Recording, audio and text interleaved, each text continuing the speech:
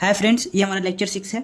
हम लोगों ने इसमें देख लिया था अपना टी टेस्ट का सारा कॉन्सेप्ट। अब हम लोग कुछ क्वेश्चन करेंगे उस पर बेस्ड। मैंने पिछले लेक्चर में भी क्वेश्चन किया था, इस लेक्चर में भी अभी कुछ क्वेश्चंस करेंगे ताकि हमारा कॉन्सेप्ट क्या हो सारा क्लियर हो जाए, कोई भी क्वेश्चन हमारे सामने ना छूटे।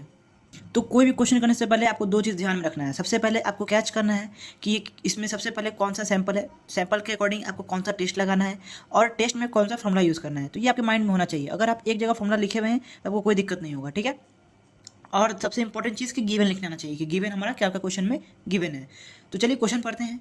A sample of 20 items has mean 42 unit. सबसे पहले आपको पता नहीं है कि इसमें कौन सा टेस्ट का क्वेश्चन है, क्या है, अभी आपको कुछ नहीं पता है। आप खुद को चेक करिए कि क्या आप क्वेश्चन पढ़ के ये लगा पा रहे हैं कि आप इसमें टी टेस्ट लगेगा, जेड टेस्ट लगेगा, एफ टेस्ट लगेगा। क्या आप इस कैपेबल हैं कि इस चीज़ को आप फाइंड आउट कर सके। तो खुद से क्वेश्चन पढ़ के गेस करना है, ठीक है। A sample of 20 items has mean 42 units and standard deviation 5 units. Test the hypothesis that it is a random sample from a normal population with mean 45 units. मुझे तो समझ में आ गया कि इसमें कौन सा टेस्ट लगेगा, किस चीज़ का क्वेश्चन है ये। सबसे पहला 20 आइटम्स, किसका सैंपल का 20 आइटम्स लिया गया किसी पॉपुलेशन से जिसका मीन 42 यूनिट्स है। इसका मतलब जब सैंपल का साइज 20 है एंड लेस देन 30, इसका मतलब ये हमारे स्मॉल सैंपल का क्वेश्चन है। स्मॉल सैंपल में आता है दो चीज़, एक आता है टी टेस्ट, एक आता है एफ टेस्ट। अगर मीन से कंपेरिजन कर रहा है तो आपका टी टेस्ट है, अगर मीन से नहीं कर रहा है तो वो एफ टेस्ट हो जाएगा। दूसरा जो मैं आपको इस मतलब पढ़ाऊंगा तब बता दूंगा, आपको समझ में आ जाएगा। तो इस केस में आपको समझ में आ गया होगा कि टी टेस्ट का क्वेश्चन है। मीन को देखिए, मीन से कंपेयर कर रहा है ना। अब एक क्वेश्चन में क्या कह रहा है, इस क्वेश्चन में कह रहा है कि इसमें आपको चेक करना है कि क्या ये सैंपल इस पॉपुलेशन से बिलोंग करता है जिसका मीन 45 है, क्या हाँ या नहीं, यही आपको बताना है कि ये जो सैंपल है 20 आइटम्स का, क्या इस पॉपुलेशन, नॉर्मल पॉपुलेशन जिसका मीन 45 यूनिट्स है, उससे बिलोंग, इस पॉपुलेशन से ये सैंपल बिलोंग कर रहा है कि नहीं कर रहा है, यही आपको इस क्वेश्चन में बताना है। तो बताने के लिए सारा चीज़ एकदम सेम प्रोसेस, ठीक है। जैसे ही टी टेस्ट लगा आपके माइंड में फॉर्मूला देना चाहिए। फॉर्मूला लाने के लिए कौन सा फॉर्मूला आएगा, हमें सबसे पहले क्या करना पड़ेगा, गिवन लिखना पड़ेगा। सबसे पहला काम हमारा क्या हो जाएगा, गिवन लिखना। आपका एन इक्वल्स टू कितना दिया हुआ है, 20 दिया हुआ है, has mean 42 units. It means कि एक्स बार आपका दे दिया कितना, 42 यूनिट्स, ठीक है।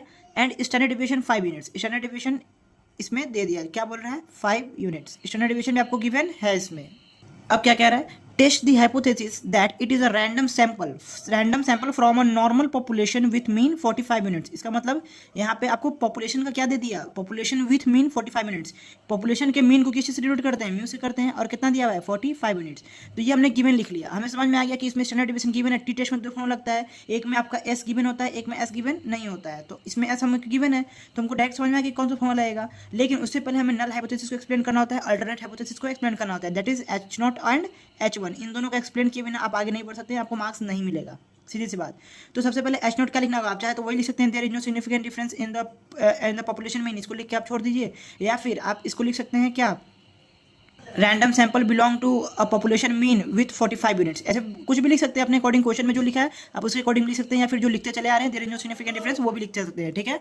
तो चलिए लिखना शुरू करते हैं हम लोग। एच नोट हमारा क्या हो जाएगा, सबसे पहले कह रहा है कि पॉपुलेशन के मीन के, तो हमारा एच नोट कहता है there is no significant difference, that is mu क्या होगा, 45 की इक्वल होगा, जो सैंपल का मीन होगा वो पॉपुलेशन के मीन के बराबर होगा। यही हमारा कहता है H naught null hypothesis, there is no significant difference, ठीक है। एच वन क्या कहता है कि देयर इज सिग्निफिकेंट डिफरेंस, मतलब जो सैंपल का मीन है वो पॉपुलेशन के मीन से बराबर नहीं है, कुछ चेंजेस है, यानी mu is not equal to 45। ये हमने एच नॉट और एच वन को एक्सप्लेन कर दिया। अल्फा आपका दिया हुआ है कितना, 0.05, मतलब टेस्ट करना है 5% लेवल ऑफ सिग्निफिकेंस पे। अब इसके अकॉर्डिंग हम क्या करेंगे, टी टेस्ट लगा देंगे जो आपको अच्छे से आता है। जब आपका एस गिवन हो, क्या होता है formula, X bar minus mu S upon root under N minus 1।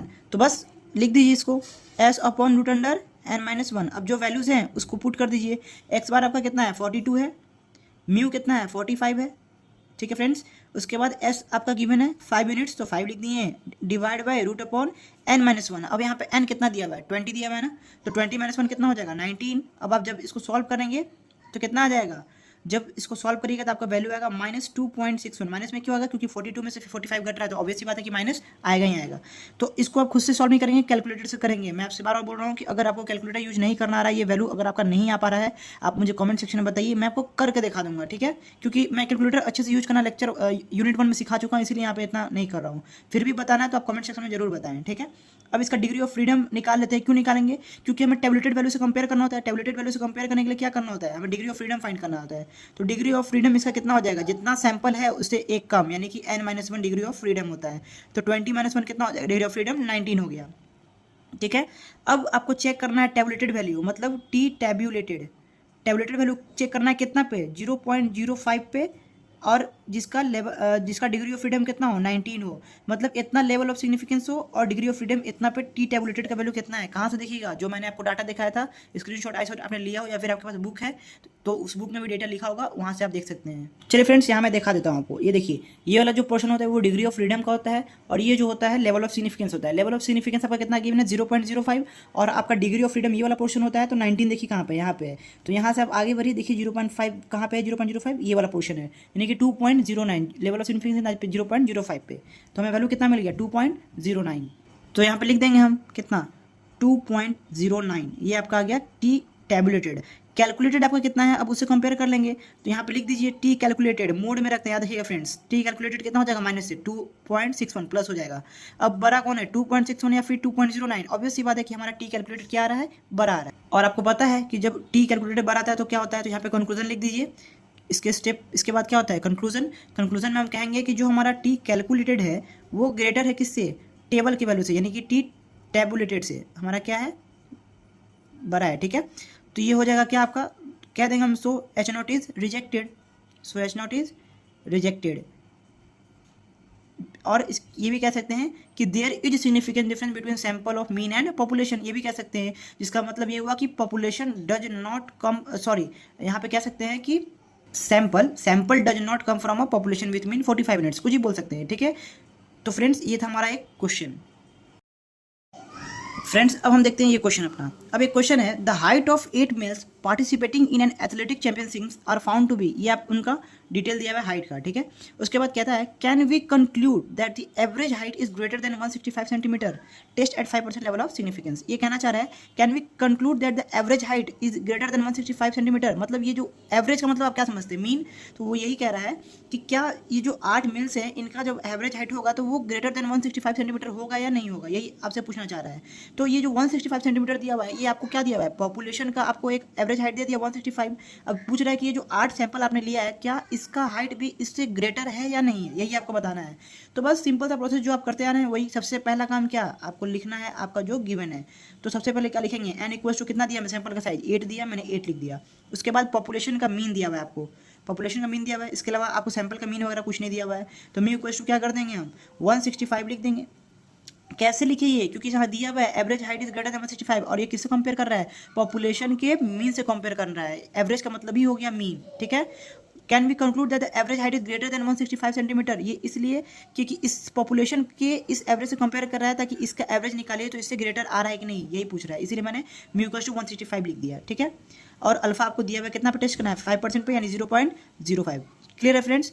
अब सबसे पहले आपको पता चल जाए कि ये कौन सा टेस्ट लगेगा, कौन सा टेस्ट अप्लाई होगा इस पर, जब 8 मिल्स एन लेस देन 30, और इसमें आपको बोल दिया कि मीन से कंपेयर करना है, जहाँ मीन है वहाँ पे कौन सा टेस्ट लगाना है, टी टेस्ट लगाना है। टी टेस्ट लगाने के लिए आपको जो गिवन चाहिए क्या वो नेसेसरी है वो चेक करिए। गिवन लिख रहे हैं, हमको दिख रहा है कि स्टैंडर्ड डिवीजन सैंपल का गिवन नहीं है, मीन गिवन नहीं है, तो सबसे पहले आपको समझ में आ गया हो कि जब स्टैंडर्ड डिवीजन गिवन नहीं है तो उसके लिए 2 फॉर्मूला था, एक जिसमें दिया हुआ हो, एक जिसमें नहीं दिया हुआ हो, तो कौन सा लगाएंगे, जिसमें स्टैंडर्ड डिवीजन गिवन ना हो।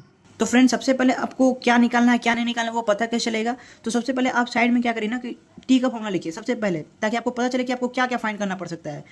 टी का फॉर्मूला क्या होता है, कौन सा फॉर्मूला ये तो पता चल गया ना कि एस गिवन नहीं है, when S is not given, तो सीधा से लगा देंगे X bar minus mu S upon root under N, ये सीधा फॉर्मूला होता है टी टेस्ट का जब एस गिवन ना हो। और जहाँ पे एस की वैल्यू क्या होती है, एस का वैल्यू होता है रूट ओवर समेशन एक्स आई माइनस एक्स बार का whole square upon n minus 1, ये आपका होता है एस का वैल्यू।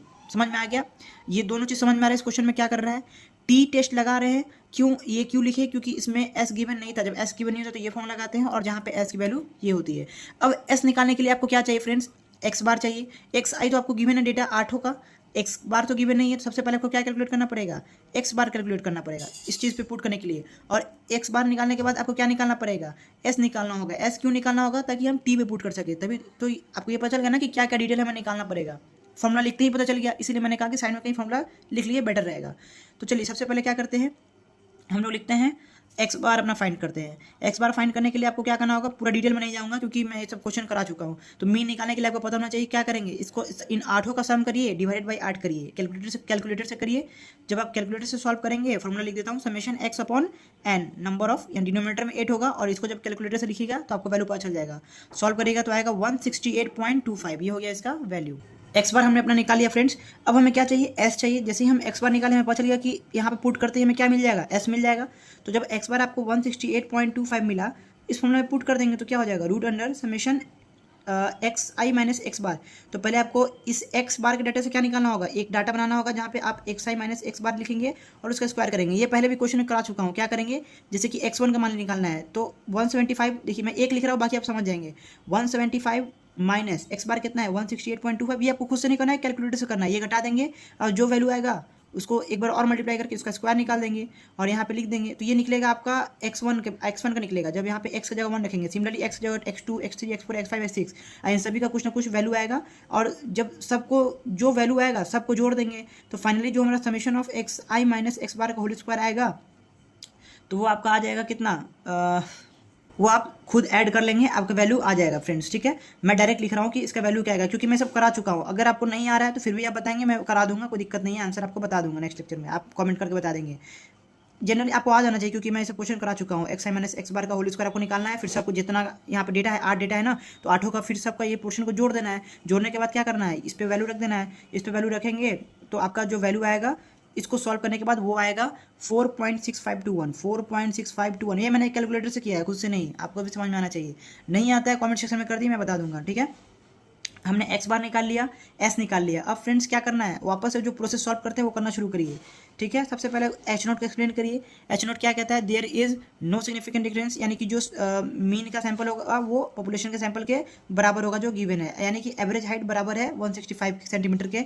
और अब H1 क्या कहता है कि नहीं, इसमें बराबर नहीं है। लेकिन एक बात ये ध्यान रखिए, क्वेश्चन में क्या दिया हुआ है, मैंने बोला था ना कि ग्रेटर स्मॉलर का ध्यान रखना है। Can we conclude that the average height is greater than 165, population की हाइट से ग्रेटर है, यानी यहाँ पे क्या बोला, म्यू ग्रेटर देन 165, यहाँ क्लैरिटी दे दिया कि ग्रेटर है। यानी कैसा टेल है हमारा, सिंगल टेल क्वेश्चन बन गया। ठीक है, अब ये सिंगल टेल बना है तो इसका क्या आगे जाने वाला है आपको पता चलेगा। ठीक है, बस यहाँ पे इसको एक्सप्लेन कर दिया आपने। एवरेज हाइट 165 सेंटीमीटर से ज़्यादा है, आप लिख सकते हैं कि average height of sample is greater than 165 centimetre, that is the population from the population from the mean of population, ऐसे लिख सकते हैं। ठीक है, तो अब आप क्या लिखेंगे डायरेक्ट। अब टी का लेवल ऑफ सिग्निफिकेंस आपको पता है कितना है, 0.05। तो टी इक्वल टू क्या होता है, X bar minus mu S upon root N, जो यहाँ हमने लिखा है। अब वैल्यू पुट कर देंगे, एकदम सिंपल क्वेश्चन है फ्रेंड्स। आप खुद से एक बार ट्राई करिए, जरूर बनेगा आपसे। 168.25 लिखिए, माइनस म्यू आपको 165 गिवन है, एस आपने कैलकुलेट कर लिया है 4.6521, और अपॉन रूट अंडर एन कितना हो जाएगा, 8 हो जाएगा। तो बस इसको कैलकुलेट करिए, इसको कैलकुलेट करेंगे कैलकुलेटर से तो 1.9759 आएगा। ये हो गया कैलकुलेटर से कैलकुलेट करने पे, सिंपल सी वैल्यू आ जाएगी आपके पास। अब हमें क्या करना है, अब हमें टेबुलेटेड वैल्यू देखना है। अब यहाँ पे आपको समझ में आएगा कि सिंगल टेल का क्या मतलब था। ठीक है फ्रेंड्स, ये देखिए फ्रेंड्स, यहाँ पे जो बुक है आपका, यहाँ पे क्या कहता है, 2 टेल एरियाज के लिए ये टेबलेटेड वैल्यू दिया रहता है, 2 टेल के लिए दिया रहता है, सिंगल टेल के लिए नहीं दिया रहता है। इसीलिए हमें उसको 2 टेल से क्या बनाना होगा, सिंगल टेल। तो फ्रेंड्स आपको अच्छे से चेक करना भी आता है कि लेवल ऑफ सिग्निफिकेंस कितना पे चेक करिएगा आप, टी टेबलेटेड चेक करिए कितना पे, 0.05 लेवल ऑफ सिग्निफिकेंस पे। और डिग्री ऑफ फ्रीडम कितना हो जाएगा, डिग्री ऑफ फ्रीडम सुनते ही n-1, n कितना 8, तो n-1 कितना 7, यानी डिग्री ऑफ फ्रीडम 7 पे, लेवल ऑफ सिग्निफिकेंस 0.05 पे बिल्कुल नहीं, 0.05 पे नहीं देखेंगे, इसको कन्वर्ट करना होगा सिंगल टेल में। और ध्यान से सुनिए कि 2 टेल से सिंगल टेल में बताने के लिए क्या करते हैं, जितना अल्फा आपके क्वेश्चन में गिवन है उसको 2 से मल्टीप्लाई कर दीजिए, आपका सिंगल टेल में कन्वर्ट हो जाएगा। जब इसको चेंज करेगा तो कितना आ जाएगा, 2 5 10, दैट इज 0.10, यही आएगा ना, हाँ 0.10, दैट इज 0.1, यही है आपका अल्फा। कैसे मैंने 2 टेल से सिंगल टेल में बदल दिया, आपको समझ में आया फ्रेंड्स। अब जो टी टेबलेटेड किस पे चेक करेंगे, टी टेबलेटेड अब चेक करेंगे 0.1 पे, और लेवल ऑफ सिग्निफिकेंस 0.1 हो गया, और आपका डिग्री ऑफ फ्रीडम कितना हो गया, 7 का 7 ही है। अब इस पे चेक करिए, ये हो गया आपका 2 टेल, सिंगल टेल से हमने बदल दिया किस में, 2 टेल में, by multiplying 2 level of significance को जो गिवन है। क्लियर, बहुत सिंपल था। तो चलिए इसका वैल्यू चेक करते हैं। लेवल ऑफ सिग्निफिकेंस कितना 0.1, डिग्री ऑफ फ्रीडम कितना 7, तो यहाँ से भरिए और देखिए 0.10 0.90 पे 1.90 है ना। तो ये आपको क्या मिल गया, वैल्यू मिल गया। तो वैल्यू लिख दीजिए, कितना है आपका 1.90, ये आ गया टी टेबुलेटेड। अब क्या करेंगे, यहाँ पे कंक्लूजन लिखेंगे। कंक्लूजन में क्या लिखेंगे, बताएंगे कि जो हमारा टी टैबुलेटेड है वो क्या है, स्मॉलर या फिर ग्रेटर टी कैलकुलेटेड से। ये है 1.97, ये है 1.90। तो क्या हुआ यहाँ पे, टी कैलकुलेटेड क्या हो गया, बड़ा हो गया।